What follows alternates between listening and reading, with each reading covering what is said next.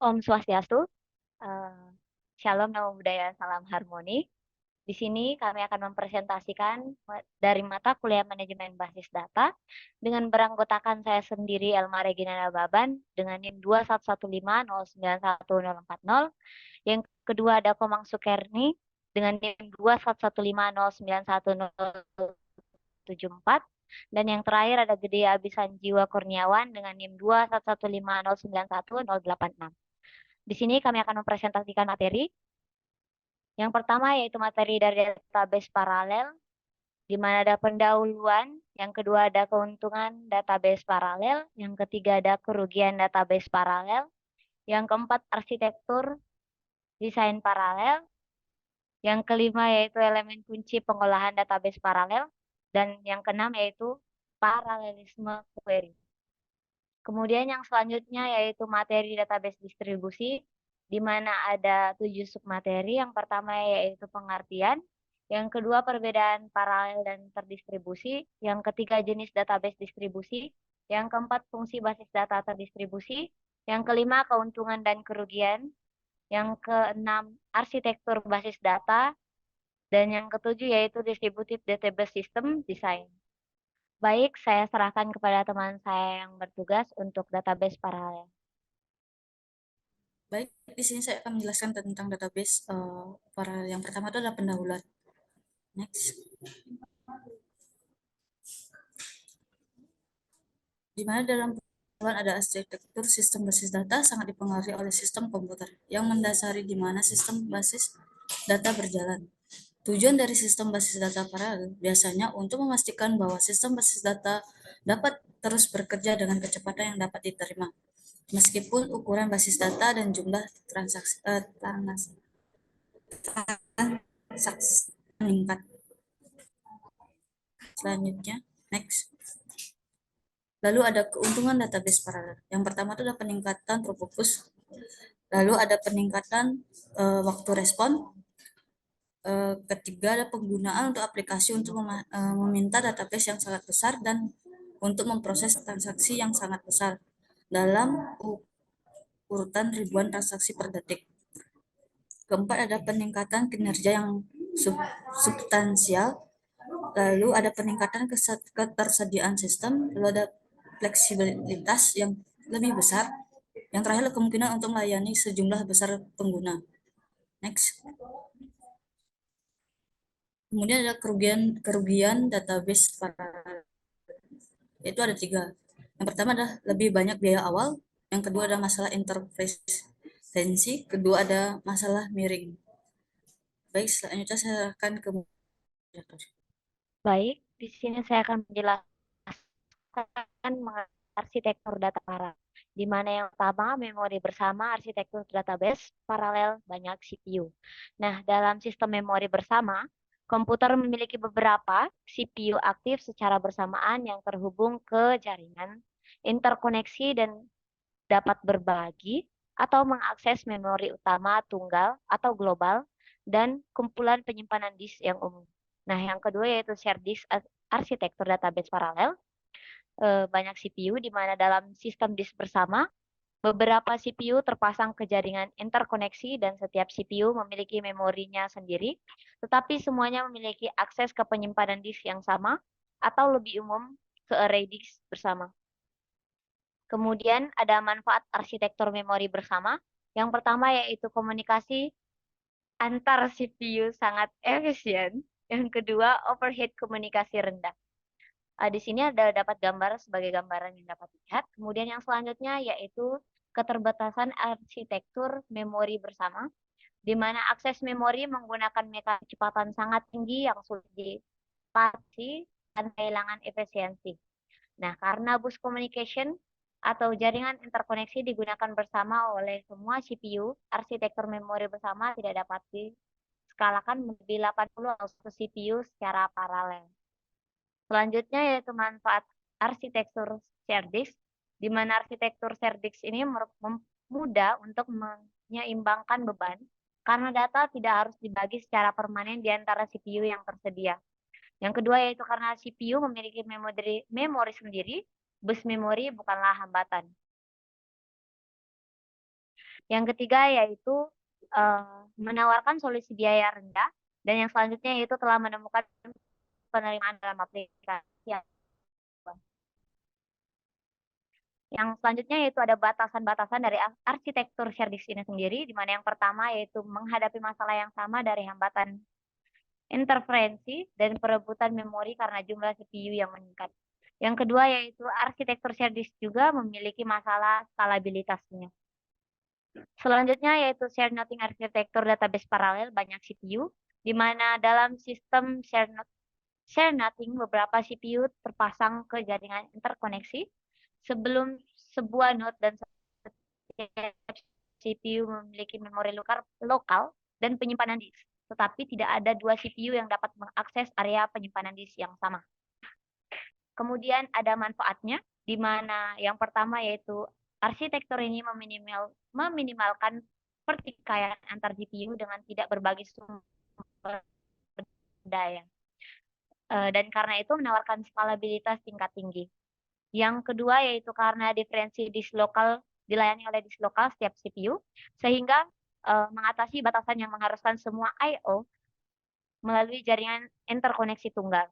Dan yang ketiga yaitu jaringan interkoneksi untuk arsitektur shared nothing biasanya dirancang agar dapat diskalakan. Yang keempat yaitu percepatan linier dan peningkatan properti meningkatkan kapasitas transmisi arsitektur shared nothing karena lebih banyak node ditambahkan dan oleh karena itu dapat dengan mudah mendukung sejumlah besar CPU.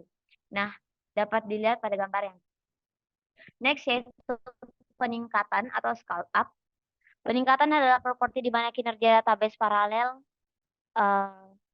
dipertahankan jika jumlah CPU dan disk meningkat secara proporsional dengan jumlah data. Dengan kata lain, scale up adalah kemampuan menangani tugas yang lebih besar dengan meningkatkan derajat paralelisme atau menyediakan lebih banyak sumber daya. Nah, dalam periode waktu yang sama dengan sistem yang asli. Adapun batasan arsitektur shared nothing, yang pertama yaitu sulit untuk menyeimbangkan beban. Yang kedua yaitu di mana berarti bahwa data mungkin perlu didistribusikan kembali untuk memanfaatkan perangkat keras atau sumber daya baru dan karenanya memerlukan reorganisasi kode di BSM yang lebih efektif, yang ekstensif. Yang ketiga yaitu biaya komunikasi lebih tinggi daripada arsitektur disk bersama. Yang keempat yaitu jaringan berkecepatan tinggi dibatasi ukurannya karena pertimbangan kecepatan cahaya. Yang kelima yaitu arsitektur ini memperkenalkan satu titik kegagalan pada sistem. Yang terakhir yaitu membutuhkan sistem operasi yang mampu mengakomodasi pesan dalam jumlah besar yang diperlukan untuk mendukung komunikasi antar prosesor. Nah, kemudian aplikasi arsitektur shared nothing ini yaitu cocok untuk teknologi CPU yang relatif mudah dan pendekatannya membentuk dasar untuk sistem pemrosesan paralel masif. Yang kelima saya serahkan kepada teman. Yang berikutnya itu adalah kunci pengolahan database paralel. Mana berikut ini adalah elemen kunci dari pemrosesan basis data paralel. Yang pertama itu adalah mempercepat atau speed up. Percepatan adalah properti di mana waktu yang dibutuhkan untuk melakukan tugas berkurang sebanding dengan peningkatan jumlah CPU dan secara paralel. Dengan kata lain, percepatan adalah properti yang meningkatkan tingkat paralelisme atau lebih banyak jumlah perangkat keras. Di mana percepatan karena paralelisme dapat didefinisikan sebagai berikut, gambar yang kiri, di mana T0 itu adalah waktu eksekusi tugas pada mesin asli atau lebih kecil, dan TP adalah waktu eksekusi tugas yang sama pada mesin paralel atau lebih besar. Kurva percepatan menunjukkan bagaimana untuk ukuran database tetap lebih banyak transaksi dapat dieksekusi per detik dengan menambah lebih banyak jumlah sumber daya seperti CPU dan disk. Berikut merupakan gambar. Yang berikutnya adalah peningkatan atau scale up. Peningkatan adalah properti di mana kinerja database paralel dipertahankan jika jumlah CPU dan disk meningkat secara proporsional dengan jumlah data. Dengan kata lain, Scale up adalah kemampuan menangani tugas yang lebih besar dengan meningkatkan derajat paralelisme atau menyediakan lebih banyak sumber daya dalam periode waktu yang sama dengan sistem asli. Di mana peningkatan karena paralelisme dapat didefinisikan sebagai berikut. Di mana VP itu adalah volume pemrosesan paralel atau besar, dan V0 adalah volume pemrosesan asli atau kecil. Di mana berikut ini merupakan berikut itu gambar peningkatan skala dengan peningkatan sumber. Sinkronisasi. Sinkronisasi adalah koordinasi tugas-tugas bersamaan. Untuk keberhasilan pengoperasian sistem basis data paralel, tugas harus dibagi demikian rupa sehingga persyaratan sinkronisasi lebih sedikit. Itu perlu untuk kebenaran. Yang keempat itu adalah mengunci. Mengunci adalah metode sinkronisasi tugas bersamaan. Baik mekanisme penguncian internal maupun eksternal digunakan untuk sinkronisasi tugas yang diperlukan oleh sistem basis data paralel. Yang keenam itu ada paralelisme query. Yang pertama ada paralelisme IRO atau partisi data. Paralelisme input atau output adalah bentuk paling sederhana dari paralelisme, di mana relasi atau tabel dipartisi pada banyak disk untuk mengurangi waktu pengambilan relasi dari disk. Yang kedua itu ada paralelisme intra permintaan. Yang berikutnya, yang kedua itu ada paralelisme intra permintaan, di mana paralelisme intra query mengacu pada eksekusi satu query secara paralel pada banyak CPU. Yang kedua itu adalah paralelisme intra-query. Paralelisme intra-query mengacu pada eksekusi satu query secara paralel pada banyak CPU menggunakan teknik arsitektur shared nothing parallel. Paralelisme query intra kadang-kadang disebut pemrosesan query paralel. Berikutnya keuntungan. Itu yang pertama itu menunjukkan contoh intra-query paralelisme. Pada gambar di samping menunjukkan contoh intra-query paralelisme. Umumnya dua pendekatan digunakan dalam paralelisme intrapermintaan atau intra-query. Yang kedua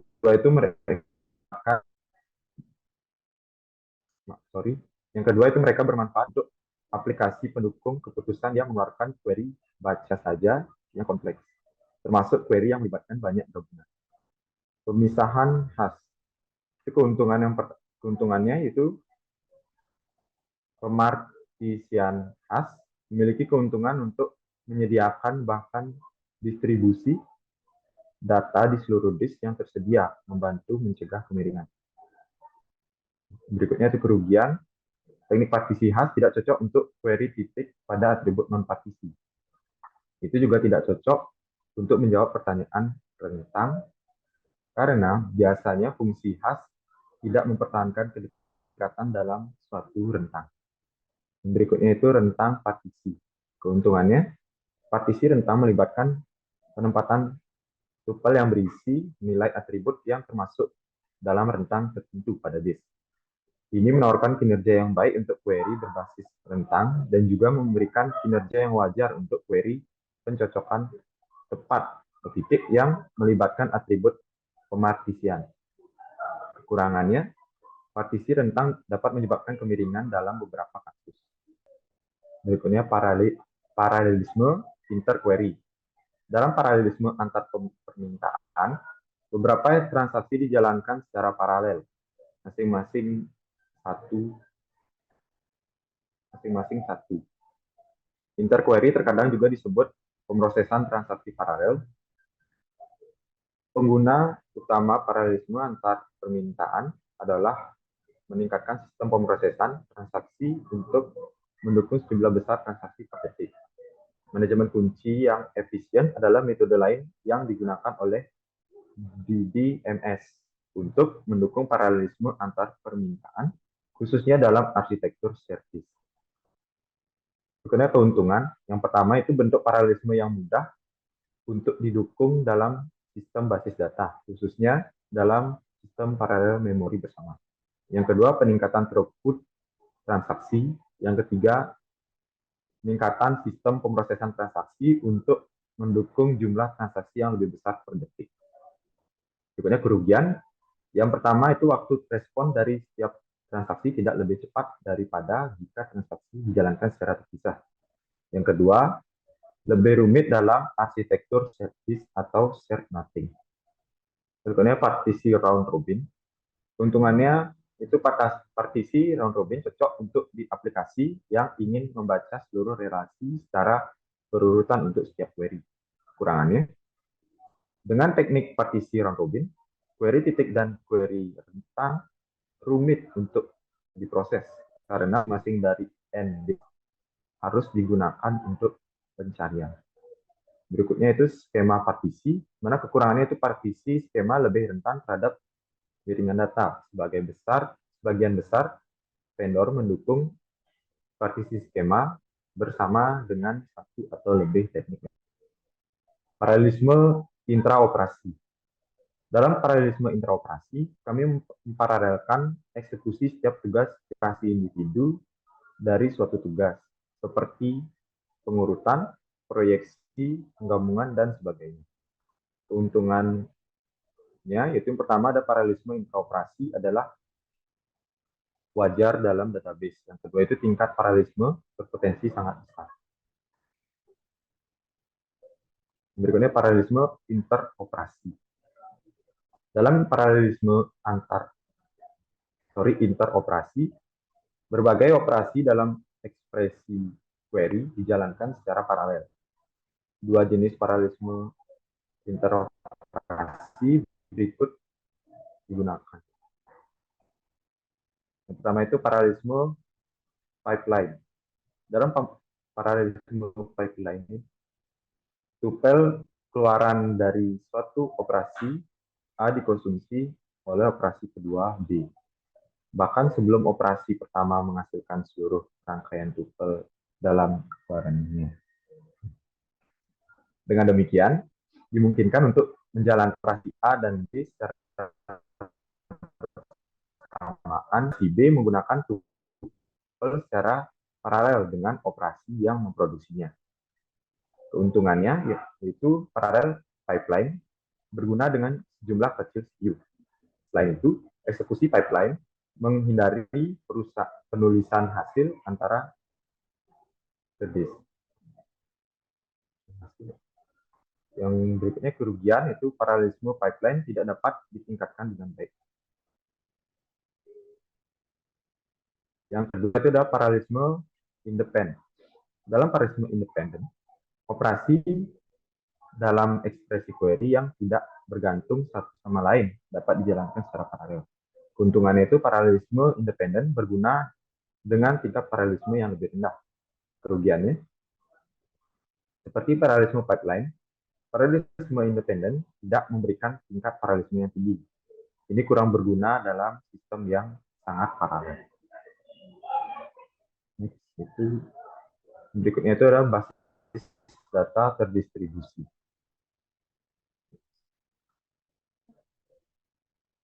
Pengertian basis data terdistribusi. Sistem basis data terdistribusi atau DDBS adalah basis data yang disimpan secara fisik di beberapa sistem komputer di beberapa situs yang terhubung bersama melalui jaringan komunikasi. Dalam sistem basis data terdistribusi, pemrosesan data dan transaksi keduanya dibagi antara satu atau lebih komputer. Perbedaan paralel dan terdistribusi. Yang pertama itu basis data terdistribusi bisa terpisah secara geografis, dikelola secara terpisah, dan memiliki interkoneksi yang lebih lambat. Yang kedua, dalam sistem basis data terdistribusi, transaksi lokal dan global itu dibedakan. Untuk materi selanjutnya akan dilanjutkan oleh teman. Baik, di sini saya akan mempersilahkan kepada teman saya Sukreni untuk menjelaskan pada materi yang selanjutnya. Baik, selanjutnya saya akan menjelaskan jenis database terdistribusi. Berikut dua jenis database terdistribusi yang paling umum digunakan. Yang pertama ada di DDBS (PNG). Yang kedua ada DDBS heterodogen. heterogen. Selanjutnya, next. DDBS homogen adalah bentuk paling sederhana dari basis data terdistribusi, di mana terdapat beberapa situs masing-masing menjalankan aplikasinya sendiri. Pada perangkat lunak DBMS yang sama, bisa dilihat pada slide gambarnya. Selanjutnya, next. Yang kedua ada DDBS heterogen. Dalam sistem basis data terdistribusi heterogen, situs yang berbeda berjalan di bawah kendali di BMS yang berbeda pada dasarnya secara mandiri dan terhubung, entah bagaimana, untuk memungkinkan akses ke data dari banyak situs. Kemudian ada fungsi database terdistribusi.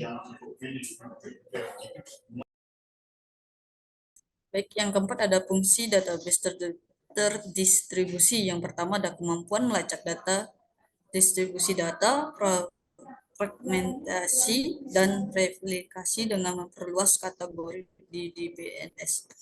Yang kedua, tidak tergantung pada situs pusat. Yang ketiga, kemampuan manajemen data direplikasi untuk mengakses dan menjaga konsistensi item data yang direplikasi. Yang keempat, memberikan otonomi daerah harus lokasi independen. Yang terakhir, manajemen katalog terdistribusi. Next. 5. Keuntungan dan kerugian. Keuntungan basis data terdistribusi yang pertama, berbagai data di mana pengguna di satu situs dapat mengakses data yang berbeda di situs lain dan pada saat yang sama mempertahankan kontrol atas data situs mereka sendiri. Yang kedua,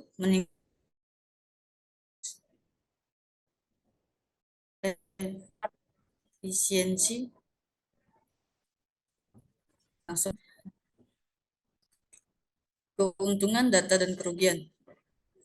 Keuntungan basis data terdistribusi yang pertama, berbagi data di mana pengguna di satu situs dapat mengakses data yang berbeda di situs lain dan pada yang sama kontrol atas data di situs mereka sendiri. Yang kedua, meningkatkan efisiensi memproses dengan menjaga data tetapi dekat dengan titik yang paling sering digunakan. Yang ketiga, mengelola data terdistribusi yang terefisiensi dengan berbagai tingkat transparansi. Yang keempat, ini memungkinkan struktur database untuk mencerminkan struktur perusahaan di mana data lokal dapat disimpan secara lokal di tempat yang paling logis. Sementara pada saat yang sama data jarak jauh dapat diakses bila diperlukan. Next. Kemudian ada kerugian basis data terdistribusi. Yang pertama, memulihkan kegagalan lebih kompleks. Yang kedua, meningkatkan kompleksitas dalam desain dan implementasi sistem. Yang ketiga adalah transparansi yang meningkatkan mengarah pada kompromi antar kemudahan pengguna dan biaya overhead untuk menyediakan transparansi. Yang terakhir adalah peningkatan biaya pengembangan perangkat lunak. Baik, ternyata saya akan melanjutkan materi yang akan dijelaskan, di mana yang keenam yaitu arsitektur basis data terdistribusi. Nah, di mana ini terdapat 3 pendekatan alternatif untuk membagi fungsi pada DBSM yang berbeda, DBMS yang berbeda, di mana 2 arsitektur alternatif di DBMS terdistribusi adalah client atau server dan collaboration server.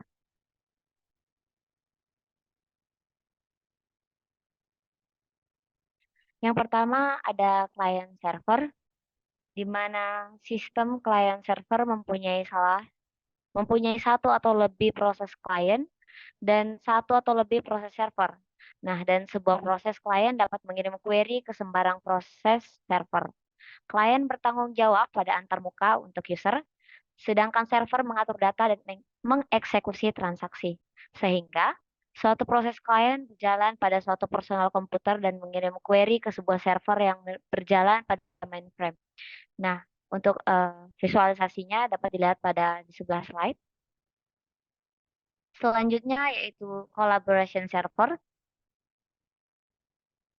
di mana arsitektur client server tidak mengizinkan suatu query mengakses banyak server karena proses klien harus dapat membagi sebuah query ke dalam beberapa subquery untuk dieksekusi pada tempat yang berbeda dan kemudian membagi jawaban ke subquery. Untuk visualisasinya dapat dilihat pada gambar di samping. Selanjutnya yaitu yang terakhir ada distribusi database system atau DDBS design. Nah, desain sistem basis data terdistribusi adalah tugas yang kompleks. Oleh karena itu, penilaian yang cermat terhadap strategi dan tujuan diperlukan. Beberapa strategi dan tujuan yang umum pada sebagian besar desain DBS, diantaranya yang pertama yaitu data fragmentation, di mana data fragmentation ini terbagi lagi. Yang pertama ada fragmentation horizontal, di mana himpunan bagian dari tuple atau baris dengan sebuah atribut dalam relasi tersebut. Nah, untuk fragmentation horizontal ini dapat didefinisikan sebagai di mana Q adalah operator aljabar relasional untuk seleksi, kemudian P di mana menyimpulkan predikat berdasarkan satu atau lebih atribusi relasi, dan R yaitu relasi atau tabel. Selanjutnya yaitu fragmentasi vertikal, di mana fragmentasi vertikal adalah pembagian relasi dengan mendekomposisi secara vertikal dengan kolom atau atribut, di mana fragmentasi vertikal mengelompokkan atribut-atribut dalam suatu relasi yang digunakan bersama oleh transaksi-transaksi penting.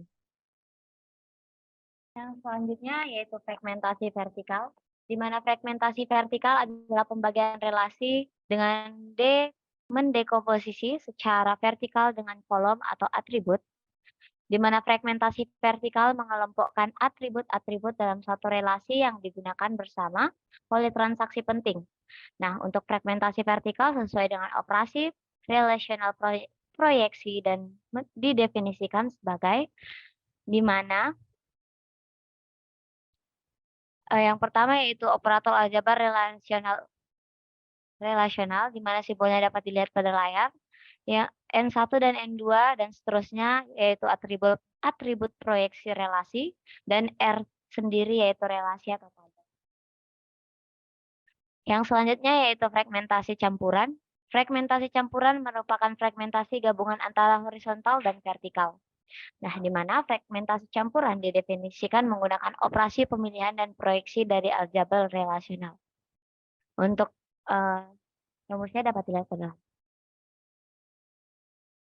Selanjutnya yaitu data allocation.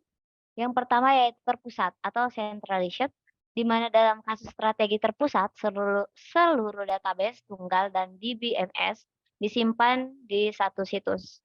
Namun, penggunaan didistribusikan secara geografis di seluruh jaringan. Yang kedua yaitu dipartisi atau terfragmentasi, di mana dalam strategi terpartisi atau terfragmentasi, basis data dibagi menjadi beberapa bagian fragmen yang terpisah dan disimpan di beberapa situs. Jika item data terletak di lokasi yang paling sering digunakan, lokalitas referensinya tinggi. Yang selanjutnya yaitu direplikasi atau replication, di mana dalam strategi replikasi, salinan dari satu atau lebih fragmen database disimpan di beberapa situs. Dengan demikian, lokasi referensi, keandalan, dan ketersediaan serta kinerja dimaksimalkan. Namun, biaya komunikasi dan penyimpanannya sangat tinggi. Next. Nah, untuk data replication ini, di mana replikasi data meningkatkan kinerja operasi baca dengan meningkatkan kecepatan pemrosesan di lokasi. Yang kedua yaitu replikasi data meningkatkan ketersediaan data untuk transaksi. Hanya pembaca kelemahan. Yang ketiga yaitu peningkatan overhead untuk mempengaruhi transaksi. Yang keempat yaitu kompleksitas yang lebih besar dalam pengontrol pembaruan bersama dengan beberapa transaksi ke data yang direplikasikan.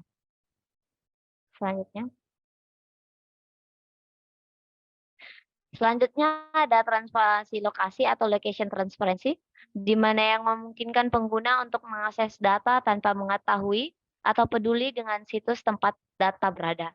Nah, lokasi datanya tersebut disembunyikan dari pengguna. Yang selanjutnya yaitu replication transparency, di mana artinya ketika ada dari satu salinan data, satu salinan dipilih saat pengambil data dan semua salinan lainnya diperbarui ketika perubahan dilakukan. Nah, yang selanjutnya yaitu ada configuration independent, di mana yang memungkinkan organisasi untuk menambah atau mengganti perangkat keras tanpa mengubah komponen perangkat lunak di BMS yang ada. Ini memastikan perluasan sistem yang ada saat perangkat keras saat ini sudah jenuh. Nah, yang terakhir ada non-homogeneity di BMS yang membantu dalam mengintegrasikan database yang dikelola oleh DBMS berbeda di situs berbeda di komputer berbeda. Baik, demikian presentasi yang kelompok kami dapat sampaikan. Kurang dan lebihnya mohon dimaafkan. Untuk menutup saya mengucapkan para Mas Santi, Om Santi, Santi, Santi, Om. Assalamualaikum warahmatullahi wabarakatuh. Shalom. Selamat malam.